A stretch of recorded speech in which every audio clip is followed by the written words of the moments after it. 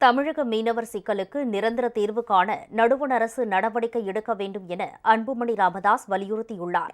இது தொடர்பாக அவர் வெளியிட்டுள்ள சுற்றுரை பதிவில், நாகை மாவட்டம் அக்கரைப்பேட்டை மீனவர்கள் 11 பேர் சிங்கள கடற்படையினரால் கைது செய்யப்பட்டுள்ளதை சுட்டிக்காட்டியுள்ளார்.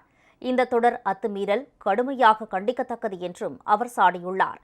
தமிழக மீனவர்கள் மீது ஒருபுறம் கைது, இன்னொரு புறம் கடற்கொள்ளையர்களை ஏவி தாக்குதல் என இருமுனை தாக்குதலை சிங்கள அரசு நடத்தி வருகிறது. கடந்த 2 வாரங்களில் தமிழக மீனவர்கள் மீது 3 முறை கடற்கொள்ளையர்கள் தாக்குதல் நடத்தியுள்ளனர். கடந்த 2 மாதங்களில் மட்டும் தமிழக மீனவர்கள் 120 பேரை சிங்கள கடற்படை கைது செய்துள்ளது.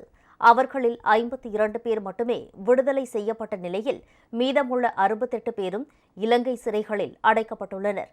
மீனவர்கள் கைது செய்யப்படுவது மட்டுமின்றி 2வது முறையாக கைது செய்யப்படும் மீனவர்களுக்கு 6 மாதம் சிறை, 3வது முறையாக கைது செய்யப்படும் மீனவர்களுக்கு ஓராண்டு சிறை என தமிழக மீனவர்களுக்கு எதிரான நடவடிக்கைகளை இலங்கை அரசு தீவிரப்படுத்தியுள்ளது.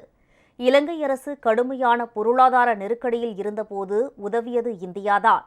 ஆனால் அந்த நன்றி கூட இல்லாமல் மீனவர்களை கைது செய்வதன் மூலம் இந்தியாவை இலங்கை சீண்டிக் கொண்டிருக்கிறது.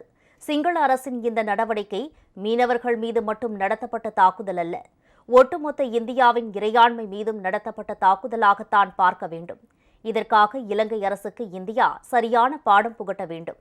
அதே நேரம் இலங்கை அரசுடன் பேச்சு நடத்தி மீனவர் சிக்கலுக்கு நிரந்தர தீர்வு காண நடுவண் மாநில அரசுகள் நடவடிக்கை எடுக்க வேண்டும் என அன்புமணி வலியுறுத்தியுள்ளார்.